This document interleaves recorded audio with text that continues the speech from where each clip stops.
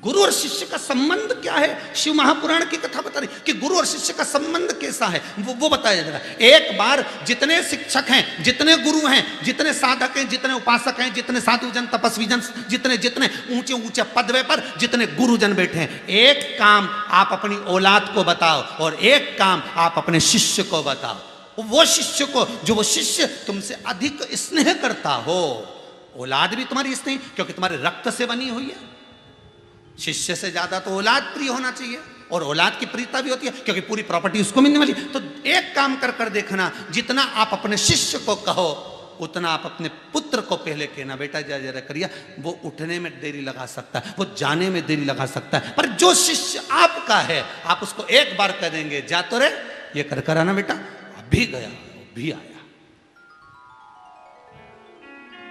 थोड़ा संबोधन बुरा लगेगा व्यासपीठ का, आपको थोड़ा लगेगा सियोर वाला महाराज बहुत कड़क कड़क बोले, तो उसमें कोई दिक्कत वाली बात नहीं है। सरसों का तेल सान के डाल लेना कानों में, उसमें कोई दिक्कत वाली बात नहीं है। पर सुनना, कथा थोड़ी सी लगेगी। एक टीचर अगर, माँ भी अगर शिक्षिका है, माँ भी अगर टीचर है, माँ भी अगर गुरु है, पिता भी अगर गुरु है, अगर वो किसी पदवे पर बैठा है, किसी औहदे पर बैठा है, गुरु की गादी पर बैठा है, एक काम अपने पुत्र को बताना, पहले उसको बताना, अपने पुत्र को जो तुम्हारे खून से बना है, तुम्हारे रक्त से बना है, तुम्हारी धड़कनों से, तुम्हारे हृदय चित्त से बना है, जो तुम्हारे द्वारा निर्मित हुआ। एक काम अपने पुत्र को बताना, वो आनाकानी कर जाएगा, वो टाला मटोली कर जाएगा, वो करने में देरी कर जाएगा। और एक काम अपने शिष्य को बताना, शिष्य दौड़ कर चला जाएगा, कर आ जाएगा। बस गुरु और शिष्य का यही संबंध सबसे पहला है, सबसे पहला संबंध यही है।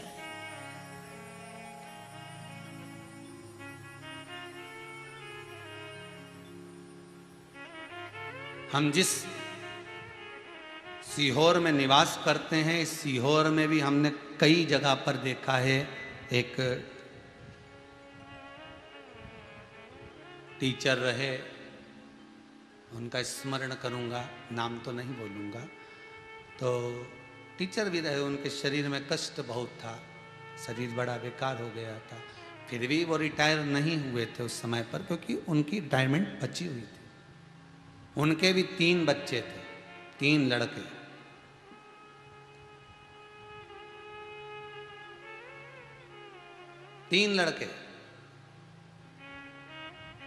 पूरे स्कूल लाइन में हमने देखा, वो जो शिक्षक थे, जो टीचर थे, उनको स्टूडेंट अपनी गाड़ी पर बिठाकर स्कूल लेकर आते थे, स्कूल से दूसरा स्टूडेंट उनको छोड़कर घर आ जाता था। पर पूरी स्कूल लाइफ में हमने देखा, उनके 3 बेटे में से एक बेटा कभी उनको स्कूल छोड़ने नहीं आया, कभी नहीं आया। शिक्षक को एक शिष्य ले जाता है, एक शिष्य छोड़ भी जाता है। गुरु की जो पदवी है, गुरु जी की जो अवधि पदवी जो है, जो पद है गुरु का, उसको टाला नहीं जा सकता। पीछे खड़ा होता है गुरु, सामने नहीं आएगा।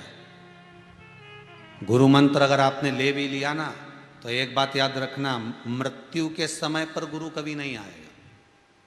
क्यों आएगा? तुम के देख लेना गुरु जी से, गुरु जी हम तुमसे गुरु मंत्र ले रहे हैं, हम जब मरेंगे तो तुमको भी मरना पड़ेगा। गुरु जी बोले रहने दे दीदी, तू तो अकेली मंत्र रहने दे, तेरा हम काहे को मरे तेरे साथ में? तुम मरोगे तो क्या गुरु तुम्हारे साथ मरेगा? तुम प्राण छोड़ोगे तो क्या तुम्हारे साथ गुरु प्राण छोड़ेगा? चाहे गुरु जी को कितनी भी माला पहना लो, चाहे गुरु जी को कितना भी श्रीफल दे लो, चाहे साल उड़ा लो, चाहे ड्राई फ्रूट्स का डब्बा दे दो, चाहे मिठाई दे दो, चाहे लड्डू दे दो, चाहे पेड़ा दे दो, तुम कितना भी धन लुटा दो गुरु जी के ऊपर, तुम मरोगे तो क्या गुरु जी तुम्हारे साथ मरेगा? नहीं, गुरु तुम्हारे साथ प्राण नहीं छोड़ेगा। पर गुरु एक बात जरूर कहेगा, मैं भले ना हूं, पर मैंने जो मंत्र दिया था वो तेरे साथ जाएगा। कहा? तो कहा, जिस समय पर प्राण छूटे, सारा कुटुंब तेरे आसपास में खड़ा हो, उस समय पर तो किसी को मत पुकारना। याद करिए गज और ग्रह की कथा। हाथी का पांव मगर ने पकड़ रखा था। हाथी को गुरु मंत्र नहीं मिला था, किसी ने मंत्र नहीं दिया था हाथी को कि तू भगवान का नाम लेना। किसी ने नहीं कहा। पर वही गज और ग्रह की कथा विष्णु पुराण में जब लिखी गई तो उसमें वर्णन आता है, विष्णु पुराण के अंतर्गत गर्ग संहिता के अंतर्गत वर्णन आता है कि वो हाथी भगवान विष्णु को कैसे पुकार लिया। अभी तक तो परिवार पुकार रहा था, अभी तो रिश्तेदारों को पुकार रहा था। भागवत सुनिए ना, सबने सुनी है ना। तो अभी तो परिवार को पुकार रहा है, अभी तो वो रिश्तेदारों को बुला रहा है, अभी तो सबको बुला रहा है, सारा परिवार भी पास में खड़ा हो गया। फिर हाथी को किसने बताया कि भगवान विष्णु को बुला ले? हाथी को किसने कहा कि भगवान विष्णु को बुला ले? उस समय पर कोई नहीं था, केवल एक था, केवल एक, कोई नहीं था, केवल एक था जो हाथी के कानों में शब्द कह रहा था। कौन? याद करिए, भगवान विष्णु के कानों में शब्द पहुंच गया था कि हाथी मुझे बुला रहा है, पर भगवान नहीं जा रहे थे। लक्ष्मी जी ने कहा जाते क्यों नहीं, तुम्हारे को बुला रहे भगवान? लक्ष्मी जी बोली आप जाइए, आपको इतना पुकार रहा है, उसका पाँव पकड़ रखा है, तुम जाते क्यों नहीं? तो भगवान बोले गरुण नहीं आया, गरुण का इंतजार कर रहा हूं मैं गरुण आए तो जाऊं ना। अब ड्राइवर ही नहीं है तो गाड़ी कौन चलाएगा, लेके कौन जाएगा? तो गरुण कहाँ गया? लक्ष्मी जी ने बार बार आवाज लगाई, जल देव वरुण देव आओ, गरुण को ढूंढ कर लाओ, पर गरुण नहीं दिख रहा था। गरुण गया कहाँ था? जो भगवान विष्णु का दरवाजा छोड़कर कहाँ पहुंच गया था? तो गर्ग संहिता कहती है, विष्णु पुराण कहती है, उस हाथी को अंत समय में गुरु मंत्र देने वाला वो गरुण खड़ा था। नारायण को पुकार ले, अभी भी कुछ नहीं गया। और उस गरुण के कहने पर हाथी ने जब चिंगाड़ा नारायण का नाम, सारा परिवार खड़ा की खड़ा रह गया।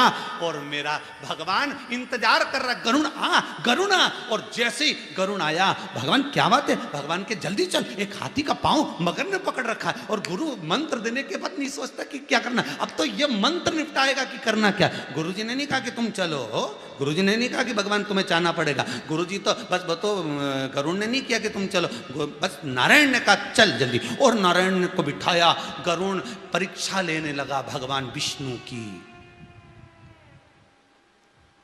गरुण भगवान विष्णु की परीक्षा ले रहा है, बड़ा धीमा धीमा जा रहा है। बताओ, हॉस्पिटल में व्यक्ति वेंटिलेटर पे पड़ा और तू इतनी धीरे धीरे गाड़ी चला रहा है। अरे जम के तो ड्राइव कर, ट्रैफिक बहुत है। तो पहले तो तू इतने ट्रैफिक में इतनी तेज गाड़ी चलाता था, और अब कह रहा ट्रैफिक बहुत तेज है। प्रभु थक गया, तो गया कहाँ था ऐसे जो थक गया? फालतू की बात मत कर, जल्दी चल, हाथी का पाँव मगर पकड़ के रखा।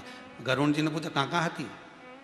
गरुण जी जैसे पूछे, भगवान विष्णु बोले तेरे को क्या करना हाथी से, तू तो जल्दी जल्दी चल, बस बात मत कर, जल्दी चल। अब गरुण चले चले और धीमा हो गया। भगवान के ये तो बेचारा हाथी के मार के छोड़ेगा। भगवान के भाग गरुण। गरुण सोचे परीक्षा तो ले लेने दो, नाथ अभी बाकी है, गुरु मंत्र दे के आया हूं, अब दर्शन बाकी है। गरुण उड़े ही नहीं, वो तो चले धीमा धीमा धीमा। भगवान ने देखा ये मानेगा नहीं, और भगवान चढ़ गए गरुण के ऊपर, दोनों पांव रखे मेरे नारायण ने। और जो गुरु मंत्र का जाप जैसे ही हाथी ने करा, भगवान गरुण छोड़कर चले गए, गरुण को बिसरा दिया, अब तू उड़ता रहे। और भगवान भागे, सीधे हाथी के पास पहुंचे, सुदर्शन उठाया, मगर का शीश काट दिया। गरुण ऊपर से देखकर पुष्प बरसा रहा, गजब की कृपा करी, मंत्र ने काम कर दिया जो मैं नहीं कर पाता। गुरु जो काम नहीं कर पाता वो मंत्र कर कर निकल जाता है, ये गुरु मंत्र है। का संबोधन पीछे भले हो, पर समय पर मंत्र आगे होना चाहिए, मंत्र अग्रण्य हो। गुरु नानक देव जी महाराज अपने पुत्र श्री चंद्र को बोले जाइए, जाकर गोबर उठाओ, नहीं उठाने गए, थोड़ी देर से चले जाऊंगा। पर उसी समय पर लोहाना गया, उठाया, वापिस नहा लिया, स्नान कर लिया, कपड़े बदल लिए, फिर आ गया। गुरुदेव, गुरुजी बोले ए लोहाना, आज मैं तेरा नाम बदलना चाहता हूं। गुरुदेव मेरा नाम? हाँ। क्यों? लोहाना, आज से मैं तुझे अंगद देव कहूंगा। गुरु नानक देव जी का सबसे प्रिय शिष्य था अंगद देव। लोहाना का नाम अंगद देव कर दिया, अंगद देव। गुरु नानक देव जी महाराज अपने पुत्र को कोई गादी नहीं दी, गुरु नानक देव जी महाराज ने अपने उस अंगद देव को गादी दे दी, पुत्र को नहीं दी। कई लोगों ने कहा ये आप गलत कर रहे हो, पुत्र को देना चाहिए। तो क्या पुत्र उस हिसाब से भी तो रहे। माता पिता तो अपने बेटे को जिस दिन बेटे की शादी करे ना उस दिन पूरी चाबी दे दे, पर लक्षण तो दिखे, पहले समझ में तो आए कि सही साठ है कि नहीं है। नहीं तो मालूम पड़े दे दे, अपने को देना तो आज नहीं तो कल देना। बोलो सही है कि गलत है। जितने टीवी पर कथा सुन रहे हो, आज चाबी नहीं दोगे बाद में दोगे, बाद में नहीं दोगे तो मरने के बाद दोगे, देना तो पड़ेगी। कौन सा तुम बांध के ले जाने वाले।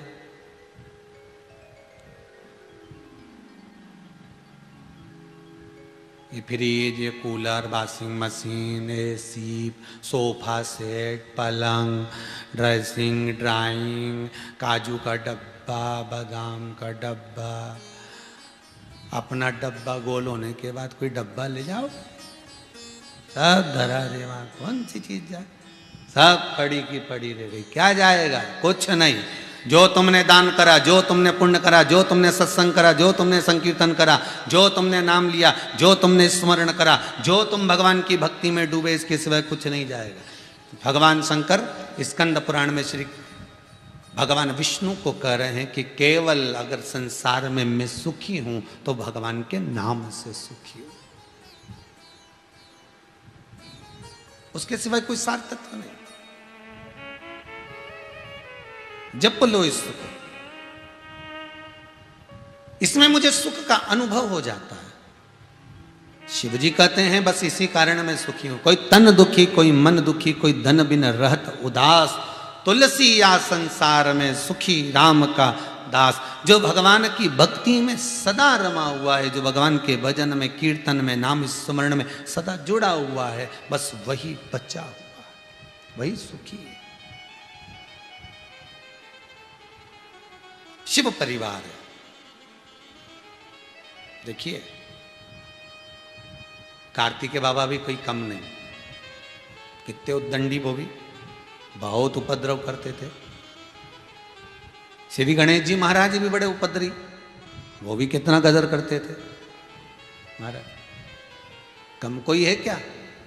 आजकल की माताएं आकर कई बार प्रश्न करती हैं, महाराज जी हमारा बच्चा बहुत चिड़चिड़ करता है, इतना गुस्सा करता है गुरुदेव, इतना सा तो रखा, पर इतना चिड़चिड़ करे, इतना गुस्सा करे, कुछ इसके लिए बता दो ना गुरुदेव। तो गुरुजी क्या बताएं, यहाँ तो शास्त्र में लिखा हुआ है कि जब जिस समय पर माता पार्वती ने एक बार भगवान शंकर के गण नंदी जी को बुलाया,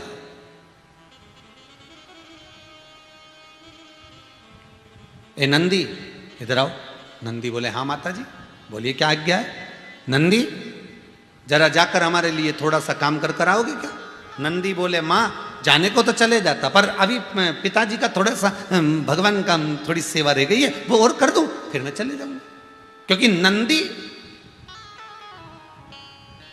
शिव का गुण, वो भगवान शंकर की आज्ञा बिना कहीं नहीं जा सकता। शिव जैसी आज्ञा करेंगे वैसी ही वो मानेगा। नहीं अभी जाता हूं, थोड़ी देर में बस सेवा करा, अभी जाता हूं।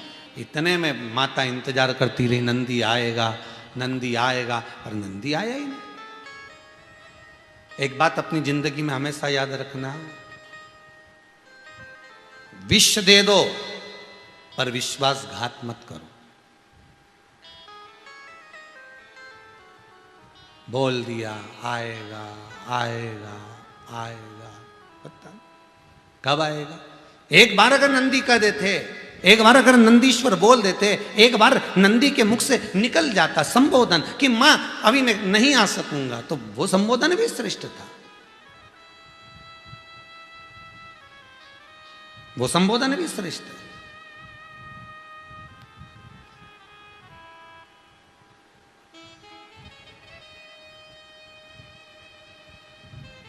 बस नंदी गए, आए नहीं। माता को क्रोध आ गया और माता उसी समय पर अपनी सखियों से बोली कि मेरे तन पर उपटन लगाओ। तन पर उपटन लगाया। माता उपटन लगाकर स्नान करने के लिए जाती हैं। तन के उपटन को मां जगज्जननी जगदम्बा ने निकालकर एक पुतला तैयार करा, सखी ने कहा कितना सुंदर पुतला लग रहा है, पर इसमें अगर प्राण आ जाए तो इसमें क्या देरी है। और माता ने हाथ में जल लिया, जल लेकर उस पुतले में प्राण दिए। प्राण आते से ही वो बालक प्रकट हो गया, उसका नाम विनायक हो गया। क्या नाम पड़ा? विनायक। पहरेदारी के लिए लगा दिया, किसी को अंदर मत आने देना। सबसे पहले नंदी पहुंचा। नंदी ने जाकर उस बालक को देखा, कौन है रे तू? बालक कहता है मैं अपनी माता का पुत्र हूं, मेरा नाम विनायक है। अच्छा, यहां क्या कर रहा है? मेरी माता अंदर स्नान कर रही है, मैं अंदर किसी को नहीं जाने दूंगा।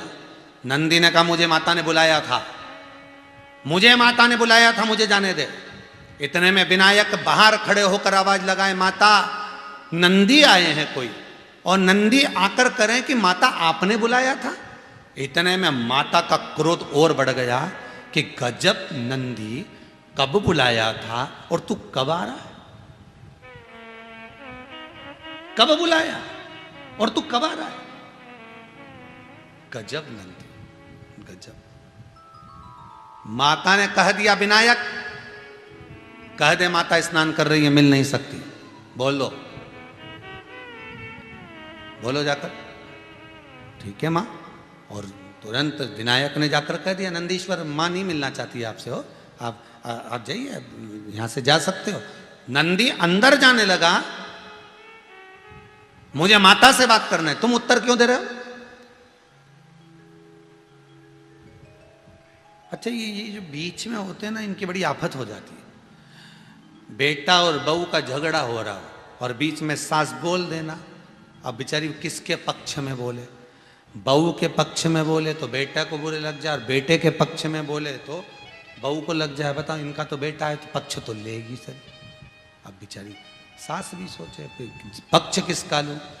तो जिस समय बेटा बहू का झगड़ा हो, घर के बुजुर्गों को चाहिए इनको एक कमरे में छोड़ दो, तुम अच्छे से झगड़ लो, अपन बाहर बैठ जाओ। जब अति हो तब बोलो, जब अति होने लगे तब बीच में जाकर खड़े हो जाओ, ए चलो उधर। और सबसे पहले बहू से कुछ नहीं कहना, सबसे पहले अपने पुत्र से कहना। दुनिया में सबसे ज्यादा टेंशन ही यही है कि सास अगर डांटने का तैयारी करती है तो सबसे पहले बहू को, ये तो है ही ऐसी, ये तो है ही ऐसी। तो इसलिए तो बहू को गुस्सा आ जाता है कि अब आंदे डुकरिया तेरा नंबर, अब आंदे। सबसे पहले अपने पुत्र को डांटो, ए चल बाहर निकल, अभी आइए ना वो, तू तो इतना समझदार है, इतनी बड़ी बड़ी बात करता था, और तू बताए उससे झगड़ा कर रहा है, तेरे से छोटी है, समझ नहीं है उसमें भी। यार तू तो अकलमंद है। फिर चिल्लाएगा, बस ये सारे लक्षण तुम्हें सिखा रही है। हम सिखा रहे हैं ना, बहू हमारी हम साथ लेंगे, तू तो बस जा, दुकान जा, तो यहां से निकल। फिर बहू को लगेगा मेरी सास ने मेरा पक्ष लिया, उसको लगेगा। और जहां तुमने कहा ना सब ये इसी के लक्षण है, तो फिर वो भी बदला निकाल लेगी। अब आ डुकरिया, अब आ पीछे। थोड़ा सा अपने पुत्र को डांटिए। तुम मां हो, पुत्र का पक्ष ले सकती हो, तुम मां हो, पुत्र को डांट सकती हो, पर मां पुत्र को नहीं डांटती, मां पुत्र का पक्ष लेती है। इसीलिए ससुर को बहू की ओर गिरना पड़ता कि बेटा तू चिंता मत करो। तो कई बार फिर सास को गुस्सा आ जाता है, तुम बिगाड़ रहे हो बहू को, नहीं तो मैं तो छठी का दूध याद दिला दूं। इतने में ससुर बोले, हाँ दिख रही है, शांति रख ले। फिर वो ससुर, भाई जब कोई पक्ष नहीं लेगा तो ससुर तो पक्ष लेगा ना, कोई तो पक्ष लेगा। अब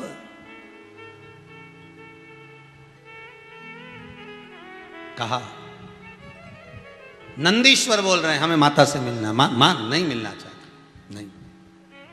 माता ने कह दिया बोल दीजिए हमें नहीं मिलना, हमारा काम हो गया है, नंदीश्वर को बोल दो। नंदीश्वर बोले हम माता के मुख से सुनना चाहते हैं। विनायक बोले बाहर निकलते हो कि नहीं निकलते हो, चलो बाहर निकलो यहां से। और विनायक ने जैसे ही बाहर निकालना चाहा नंदी को, नंदी जैसे ही बाहर गए, नंदी को इतना क्रोध आया, नंदी जाकर शंकर जी के पास पहुंच गए। भोलेनाथ भोलेनाथ भोलेनाथ, शंकर जी तो भोले थे ही, क्योंकि भोले के नाथ। तो शिव जी ने पूछा हुआ क्या? ना जाने गुफा में कोई एक बालक अंदर प्रवेश कर गया है, इतना जिद्दी, इतना उद्दंडी, सुनने कोई तैयार नहीं, हमें अंदर नहीं जान दिया। हमको तो लगता है अगर तुम भी चले गए तो आपको भी कोई अंदर नहीं जान देगा। बस इतने में तो आग बबूला, शंकर भगवान पहुंच गए। शिव जी गुनगुनाते हुए, अलमस्त होते हुए बड़े प्रेम से चले, बड़े प्रेम से, और बड़े प्रेमवश शंकर जी दरवाजे पर पहुंचे। वहीं पर बैठे थे विनायक। कौन हो? अंदर जाने दे। तुम कौन हो? हम विनायक। किसके पुत्र? हमारी माता के। माता कौन? नाम नहीं मालूम। कहाँ है माता तुम्हारी? अंदर स्नान कर रही है। हटो यहां से, अंदर जाने दो। नहीं, हम तुम्हें नहीं जाने देंगे, हम तुम्हें अंदर नहीं जाने देंगे।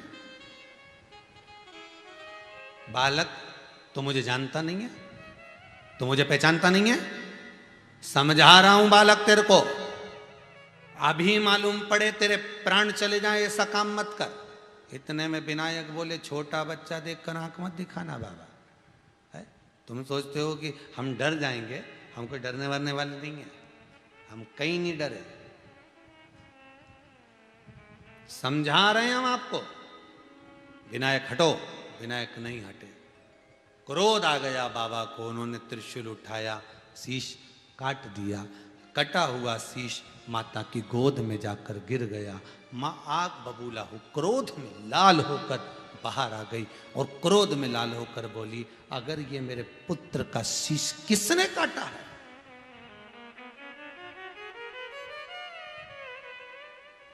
कौन है जिसने मेरे पुत्र का शीश काटा? पार्वती आपका पुत्र? हाँ, ये मेरा पुत्र है। नंदी ने मेरा कहना नहीं माना, इसलिए मैंने पुत्र को प्रकट किया।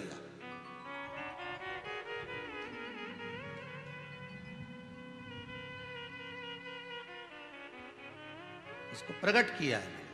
इसका शीश किसने काटा है, उसका नाम बता दो, मैं ब्रह्मांड को तोड़ दूंगी अगर मुझे मालूम नहीं पड़ा तो। शंकर भगवान बोले, मेरे हाथों से शीश कटा है, क्रोध मत करो, मैं इसका शीश अभी जोड़ देता हूं। गण को भेजा, गण जाइए, जो माता अपने बच्चे से पीट कर कर सो रही हो, उस बच्चे का शीश काट कर लाए। बच्चे का शीश काट कर लाए। इससे पिछली कथा में बताया था स्वस्तिक की उत्पत्ति, जो सातिया बनता है उसकी उत्पत्ति, जो हाथी का शीश कटा था उसका जो धड़ था उससे हुई थी। स्वस्तिक की उत्पत्ति। जाओ लेकर आ।